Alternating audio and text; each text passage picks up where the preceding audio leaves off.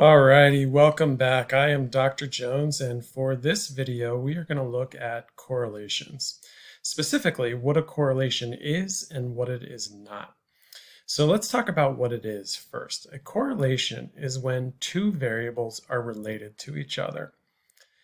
The key is we don't necessarily know how they're related to each other. We know that they're related. We know that when one is present, the other one is likely to be present. But we don't know what that relationship is.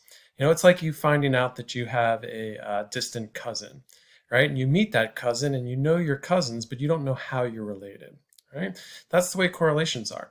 The problem is people will often take correlational research and then they'll present it to you in a way in which they make it seem like one of the variables caused the other. And that may be the case, but we don't know that from a correlational study. And so you're going to hear this often as you go through your psych courses or really any social science course or statistics course, that correlation does not necessarily mean causation. Let's look at a real-world example of this so I can explain what I mean. I once was at a meeting and the principal stood up and said at the beginning of the school year that students who are in after-school activities get better grades.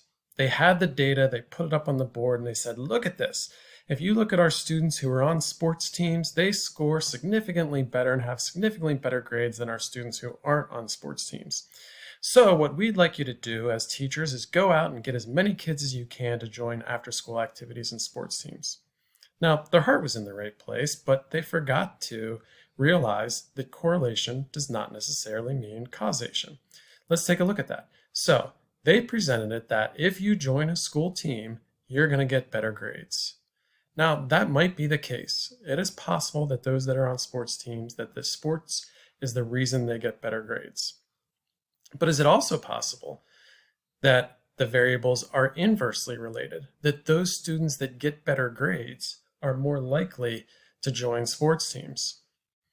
Or is it a third variable that is causing the other two?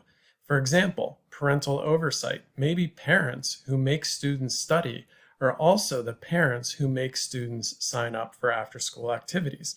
So it's the parenting and not those other things that causes it. The reality is we don't know which of those it is. We just know that there's a relationship between students who are on after-school activities and grades. We don't know if it caused it.